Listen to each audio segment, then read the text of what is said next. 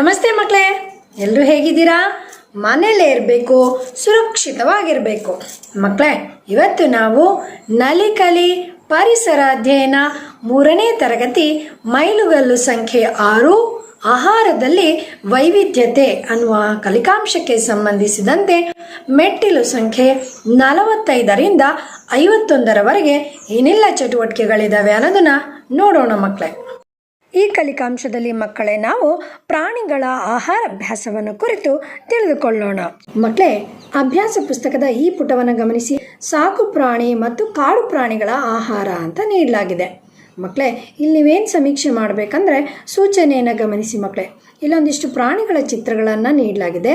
ಆ ಪ್ರಾಣಿಗಳು ಸೇವಿಸ್ತಕ್ಕಂಥ ಆಹಾರದ ಕಾಲಂನಲ್ಲಿ ನೀವು ಸರಿ ಗುರುತನ್ನು ಹಾಕಬೇಕು. ಅಲ್ಲಿ ಒಂದಿಷ್ಟು ಪ್ರಾಣಿಗಳ ಚಿತ್ರಗಳನ್ನು ನೀಡಲಾಗಿದೆ. ಯಾವ್ಯಾವ ಪ್ರಾಣಿ ಇದೆ ನೋಡೋಣ, ಗಮನಿಸಿ. ಕುರಿ ಇದೆ, ಹುಲಿ ಇದೆ, ನಾಯಿ ಮರಿ ಇದೆ, ಮೊಲ ಇದೆ ಮತ್ತು ಸಿಂಹದ ಚಿತ್ರ ಇದೆ. ಅವು ಸೇವಿಸ್ತಕ್ಕಂಥ ಆಹಾರ ಅಂತ ಬಂದಾಗ ಅಲ್ಲಿ ನಾವು ಹುಲ್ಲು, ಸೊಪ್ಪು, ಮಾಂಸ, ಅನ್ನ ಮತ್ತು ರೊಟ್ಟಿಯನ್ನು ನೀಡಲಾಗಿದೆ. ನೀವು ಅಲ್ಲಿ ಏನು ಮಾಡಬೇಕು ಅಂದರೆ ಮಕ್ಕಳೇ, ಉದಾಹರಣೆಗೆ ಹುಲಿಯನ್ನು ನೋಡೋಣ. ನೋಡಿ, ಹುಲಿ ಹುಲ್ಲನ್ನು ತಿನ್ನುತ್ತಾ? ಇಲ್ಲ. ಸೊಪ್ಪನ್ನು ತಿನ್ನುತ್ತಾ? ಇಲ್ಲ. ಮಾಂಸವನ್ನು? ಹೌದು, ಹುಲಿ ಮಾಂಸವನ್ನು ತಿನ್ನುತ್ತೆ. ಅನ್ನ ತಿನ್ನುತ್ತಾ? ಇಲ್ಲ. ಹಾಗೆ ರೊಟ್ಟಿಯನ್ನು ತಿನ್ನುತ್ತಾ? ಇಲ್ಲ. ನಾವೇನು ಮಾಡಬೇಕು ಅಂದರೆ, ಹುಲಿ ಅಲ್ಲಿ ಮಾಂಸವನ್ನು ತಿನ್ನುತ್ತೆ ಅಂದಾಗ ಆ ಮಾಂಸದ ಇರುವಂತಹ ಒಂದು ಕಾಲಂನಲ್ಲಿ ನೀವು ಸರಿ ಗುರುತನ್ನು ಹಾಕಬೇಕು ಮಕ್ಕಳೇ. ಇದೇ ರೀತಿ ಇನ್ನುಳಿದ ಪ್ರಾಣಿಗಳು ಸೇವಿಸ್ತಕ್ಕಂಥ ಆಹಾರವನ್ನು ನೀವು ಸರಿಯಾದ ಕಾಲಂನಲ್ಲಿ ಸರಿ ಗುರುತನ್ನು ಹಾಕೋದ್ರ ಮೂಲಕ ಈ ಸಮೀಕ್ಷೆಯನ್ನು ಪೂರ್ಣಗೊಳಿಸಬೇಕು. ಮಕ್ಕಳೇ, ಈಗೊಂದಿಷ್ಟು ಪ್ರಾಣಿಗಳನ್ನು ಗುರುತಿಸುವಂಥ ಒಂದು ಪ್ರಯತ್ನವನ್ನು ಮಾಡೋಣ. ಒಂದಿಷ್ಟು ಚಿತ್ರಗಳು ನಿಮ್ಮ ಮುಂದೆ ಬರ್ತವೆ. ಆ ಚಿತ್ರಗಳನ್ನು ನೋಡಿಬಿಟ್ಟು ಇದು ಯಾವ ಪ್ರಾಣಿಯ ಹಲ್ಲುಗಳು ಅನ್ನೋದನ್ನು ನೀವು ಗುರುತಿಸೋದಕ್ಕೆ ಪ್ರಯತ್ನವನ್ನು ಮಾಡಿ ಮಕ್ಕಳೇ. ಇದು ಯಾರ ಹಲ್ಲುಗಳು ನೋಡೋಣ, ಯೋಚಿಸಿ.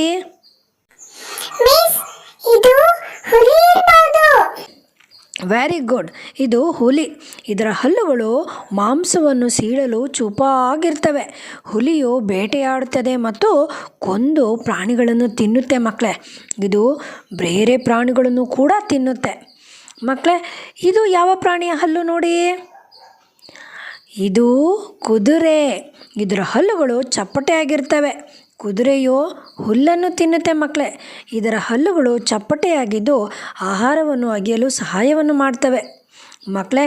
ನೋಡಿ, ಪ್ರಾಣಿಗಳು ಅವುಗಳ ಆಹಾರ ಪದ್ಧತಿಯ ಆಧಾರದ ಮೇಲೆ ಬೇರೆ ಬೇರೆ ಆಗಿರುತ್ತೆ. ಪ್ರಾಣಿಗಳ ಹಲ್ಲು ಮತ್ತು ಬಾಯಿಯು ಕೆಲವು ಆಹಾರವನ್ನು ತಿನ್ನಲು ಸಹಾಯ ಮಾಡುತ್ತದೆ. ನಾವು ಪ್ರಾಣಿಗಳ ಹಲ್ಲುಗಳನ್ನು ನೋಡಿ ಅವುಗಳ ಆಹಾರ ಪದ್ಧತಿಯನ್ನು ಗುರುತಿಸ್ಬೋದು ಮಕ್ಕಳೇ. ಇದು ಯಾರ ಹಲ್ಲು ಎಂದು ಯೋಚಿಸಿ. ಇದು ನಮ್ಮ ಹಲ್ಲುಗಳು, ಅಂದರೆ ಮಾನವನ ಹಲ್ಲುಗಳು. ನಾವು ಚಪ್ಪಟೆ ಹಾಗೂ ಚೂಪಾದ ಹಲ್ಲುಗಳನ್ನು ಹೊಂದಿದ್ದೇವೆ. ಮನುಷ್ಯ ಪ್ರಾಣಿ ಮತ್ತು ಸಸ್ಯ ಎರಡನ್ನೂ ಕೂಡ ತಿಂತಾನೆ. ಚೂಪಾದ ಹಲ್ಲು ಸೀಳಲು ಮತ್ತು ಕಚ್ಚಲು ಸಹಾಯವನ್ನು ಮಾಡ್ತವೆ. ಹಾಗೆ ಚಪ್ಪಟೆ ಹಲ್ಲುಗಳು ಆಹಾರವನ್ನು ಅಗೆಯೋದಕ್ಕೆ ಸಹಾಯ ಮಾಡ್ತವೆ ಮಕ್ಕಳೇ. ಇಲ್ಲಿ ನಾವು ಪ್ರಾಣಿಗಳನ್ನು 3 ರೀತಿಯಲ್ಲಿ ವರ್ಗೀಕರಣ ಮಾಡಿದ್ದೀವಿ. ಯಾವ್ಯಾವುದು ಅಂತ ಒಂದೊಂದಾಗಿ ನೋಡ್ತಾ ಹೋಗೋಣ ಮಕ್ಕಳೇ. ನೋಡಿ, ಸಸ್ಯಾಹಾರಿ ಪ್ರಾಣಿಗಳು ಸಸ್ಯಗಳು ಮತ್ತು ಅವುಗಳ ಉತ್ಪನ್ನಗಳನ್ನು ಮಾತ್ರ ತಿಂತವೆ ಮತ್ತು ಮಾಂಸವನ್ನು ತಿನ್ನೋದಿಲ್ಲ. ಅವು ಸಸ್ಯಾಹಾರಿಗಳು ಸಸ್ಯಗಳ ಎಲೆಗಳನ್ನು, ಕಾಂಡಗಳನ್ನು, ಹೂಗಳನ್ನು ಮತ್ತು ಬೀಜಗಳನ್ನು ತಿನ್ನುತ್ತವೆ. ಸಸ್ಯಾಹಾರಿಗಳು ಶಕ್ತಿಯನ್ನು ಪಡೆದುಕೊಳ್ಳಲು ಪ್ರತಿದಿನ ಆಹಾರವನ್ನು ಸೇವಿಸ್ತವೆ.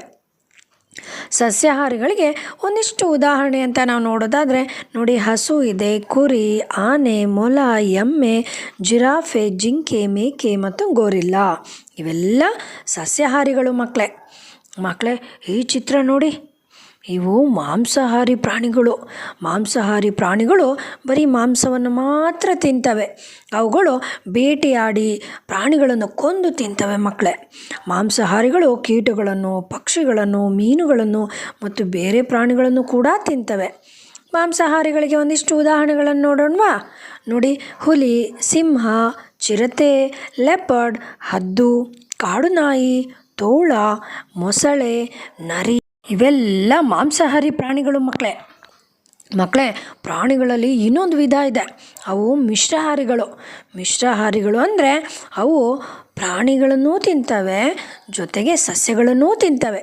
ಕೆಲವು ಮಿಶ್ರಾಹಾರಿಗಳು ಬೇರೆ ಪ್ರಾಣಿಗಳ ಮೊಟ್ಟೆಗಳನ್ನು ಕೂಡ ತಿಂತವೆ ಮಕ್ಕಳೇ. ಕೆಲವು ಮಿಶ್ರಾಹಾರಿಗಳು ಸತ್ತ ಪ್ರಾಣಿಗಳನ್ನು ಕೂಡ ತಿಂತವೆ. ಅಂದರೆ ಇಲ್ಲಿ ಮಿಶ್ರಾಹಾರಿಗಳು ಅಂದರೆ ಸಸ್ಯ ಮೂಲ ಮತ್ತು ಪ್ರಾಣಿ ಮೂಲ ಎರಡೂ ಆಹಾರ ಪದಾರ್ಥಗಳನ್ನು ಸೇವಿಸ್ತವೆ ಅಂತ ಅರ್ಥ. ಉದಾಹರಣೆಯನ್ನು ಗಮನಿಸಿ ನೋಡಿ, ಹಂದಿ ಇದೆ, ಕಾಗೆ ಇದೆ, ನಾಯಿ ಇದೆ, ಬೆಕ್ಕಿದೆ, ಚಿಂಪಾಂಜಿ, ಆಮೆ, ಕೋಳಿಗಳು, ಮನುಷ್ಯರು, ಅಳಿಲು ಇವರೆಲ್ಲರೂ ಕೂಡ ಮಿಶ್ರಾಹಾರಿಗಳೇ. ಮಕ್ಕಳೇ, ಒಂದಿಷ್ಟು ಸುಳಿವುಗಳನ್ನು ನಾನು ನಿಮಗೆ ಕೊಡ್ತೀನಿ. ಪ್ರಾಣಿಗಳನ್ನು ಅದು ಸಸ್ಯಾಹಾರಿಗಳೇ, ಮಾಂಸಾಹಾರಿಗಳೇ, ಮಿಶ್ರಾಹಾರಿಗಳೇ ಅನ್ನೋದನ್ನು ನೀವು ಗುರುತಿಸ್ಬೇಕು. ಇಲ್ಲಿ ಒಂದಿಷ್ಟು ಸುಳಿವುಗಳು ಕೂಡ ಇದೆ ಮಕ್ಕಳೇ. ಸುಳಿವುಗಳು ಏನಂದರೆ, ಆ ವಾಕ್ಯದಲ್ಲಿ ಯಾವುದು ಕೆಂಪು ಬಣ್ಣದಲ್ಲಿದೆಯೋ ಅದರ ಸಹಾಯದಿಂದ ನೀವೇನು ಮಾಡಬೇಕು, ಅಲ್ಲಿರ್ತಕ್ಕಂಥ ಪ್ರಶ್ನೆಗೆ ನೀವು ಉತ್ತರಿಸುವಂಥ ಒಂದು ಪ್ರಯತ್ನವನ್ನು ಮಾಡಬೇಕು. ನೋಡಿ ಮಕ್ಕಳೇ, ಪ್ರಶ್ನೆ 1, ರಾಜ ಊಟಕ್ಕೆ ಕೋಳಿ ಸಾರು ಮತ್ತು ಅನ್ನವನ್ನು ತಿನ್ನುತ್ತಾನೆ. ಹಾಗಾದರೆ ರಾಜ, ನೋಡ್ರಿ ಅಲ್ಲಿ ಕೆಂಪು ಬಣ್ಣದಲ್ಲಿ ಕೊಟ್ಟಿದ್ದಾರೆ, ಯಾವುದು? ಕೋಳಿ ಸಾರು ಮತ್ತು ಅನ್ನ ಎರಡೂ ತಿನ್ನೋದ್ರಿಂದ ರಾಜ ಯಾರು? ಮಿಶ್ರಾಹಾರಿ ಆಗ್ತಾನೆ, ಹೌದಲ್ವಾ? ಈಗ ನೋಡೋಣ, ನೀವು ಉತ್ತರಿಸೋದಕ್ಕೆ ಪ್ರಯತ್ನ ಮಾಡಿ ಮಕ್ಕಳೇ. ನೋಡಿ, ಸಿಂಹ ದೊಡ್ಡ ಮತ್ತು ಚಿಕ್ಕ ಪ್ರಾಣಿಗಳನ್ನು ತಿನ್ನುತ್ತದೆ. ಹಾಗಾದರೆ ಸಿಂಹ ಸಸ್ಯಾಹಾರಿನಾ ಮಾಂಸಾಹಾರಿನಾ? ಮಿಸ್ ಸಿಂಹ ಮಾಂಸಾಹಾರಿ, ಅದು ಮಾಂಸ ಮಾತ್ರ ತಿನ್ನುತ್ತೆ.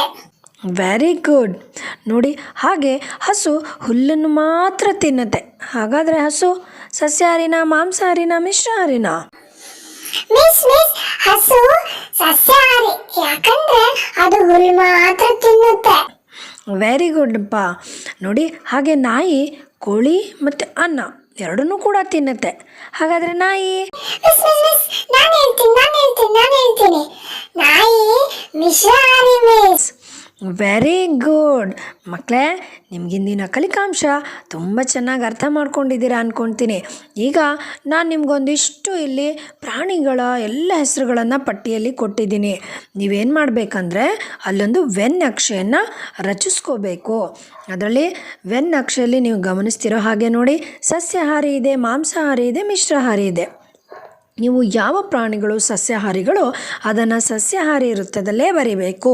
ಹಾಗೆ ಮಾಂಸಾಹಾರಿ ಪ್ರಾಣಿಗಳು ಯಾವ್ಯಾವುದು ಅದನ್ನು ಮಾಂಸಾಹಾರಿ ವೃತ್ತದೊಳಗೆ ಬರೀಬೇಕು.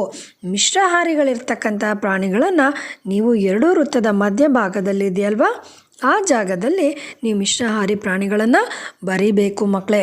ವೆನ್ ನಕ್ಷೆಯನ್ನು ಸುಂದರವಾಗಿ ನಿಮ್ಮ ಒಂದು ಹಾಳೆಗಳಲ್ಲಿ ಬರೆದು ಈ ಪ್ರಾಣಿಗಳನ್ನು ವರ್ಗೀಕರಣ ಮಾಡೋದ್ರ ಮೂಲಕ ಇಂದಿನ ಚಟುವಟಿಕೆಯನ್ನು ಪೂರ್ಣಗೊಳಿಸಬೇಕು ಮಕ್ಕಳೇ. ಮತ್ತೆ ಮುಂದಿನ ತರಗತಿಯಲ್ಲಿ ಭೇಟಿಯಾಗೋಣ. ಧನ್ಯವಾದಗಳು.